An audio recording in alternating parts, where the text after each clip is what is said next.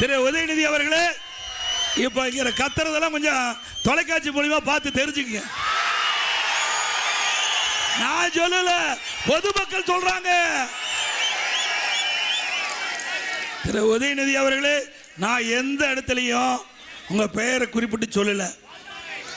எந்த இடத்துலையும் பெயரை குறிப்பிட்டு சொல்லல. நீங்க வேணாலும் நான் தேர்தல் சுற்றுப்பயணத்தை மேற்கொண்டிருக்கிறேன், தேர்தல் பிரச்சாரத்தில் ஈடுபட்டிருக்கிறேன். எந்த இடத்திலேயாவது உங்கள் பெயரை உச்சரித்தனா அதுல என்ன சொன்னேன்?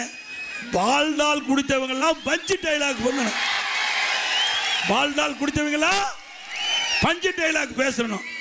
உங்களுக்கு ஏன் கோவம் வருது? குற்றமுள்ள நெஞ்சு தானே குறுகுறுக்கும். நாம் ஏதாவது பெயர் சொன்னோமா? அப்புறம் ஏப்பா என்னை பத்தி பேசுற? நான் ஏதாவது பெயரை குறிப்பிட்டு சொல்லியிருந்தா நீங்க பேசுவது சரி. நான் யாருடைய பெயரை குறிப்பிட்டு சொல்லல. ஆனா எங்க அப்பா குதிரைக்குள்ளின்னு தெரிவிச்சிட்டார். அவரே போட்டு உடைச்சிட்டார். இப்ப என் மீது சொல்லிட்டு இருக்கார் பால்டால் பழனிசாமின்னு. சரி, அந்த பேர்ல தான் நீ குடிச்சிருப்பியணுமோ? அந்த பேர் எங்களுக்கு தெரியல. என்ன பிராண்டுன்னு நமக்கு தெரியாது, தெரியுமா?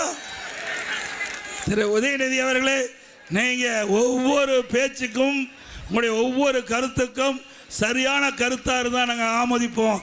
அரசியல் நீதியாக நீங்கள் பேசினால் அதுக்கு தகுந்த பதில் கொடுக்கப்படும். தவறுதலாக தனி நபர் விமர்சனம் செய்தால் உங்களை போல் 10 மடங்கு எங்களால் பேச முடியும்.